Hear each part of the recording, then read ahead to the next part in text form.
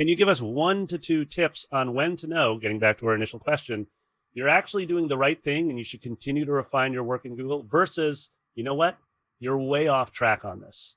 It's time to really, really think about whether this is going to work for you. Can you just give us some tips on that? Because we're talking about when it's time to pivot and try something totally different. So honestly, I would never pivot off of Google Ads at this point. Okay. If it's not working, you just need to, something needs to change, because it has been so reliable that for at least that particular channel, I would never stop.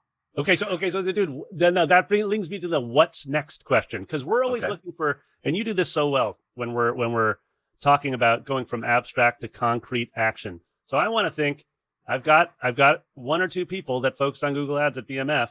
They do different things. What's a next action you can take if you know, and I love that wisdom, do not pivot off of Google Ads. What's the next action you can begin to refine that? I know exactly what it is. What do you got? You have to look at the Google, and by the way, this is not necessarily super technical or dorky for, your Google Ads specialist or your agency or for someone on your team. This is what an owner should know. Love it. That you have to judge the results you're getting from a Google Ads campaign in 2 categories. You have to ask yourself, are the ads themselves performing correctly? Or is there a problem after the ads? Most of the time when I see a problem and people are saying, oh, my Google Ads aren't working, and they've done either a good job with the Google Ads or they've outsourced it to someone else who knows what they're doing, it's usually not the Google Ads that are the problem. It's actually either their offer or the place they're sending the traffic to. That's the dirty secret. And this is something I maybe talked about a little bit more probably 5 years ago, but I haven't really talked about it all that much publicly. So this is good as time as any.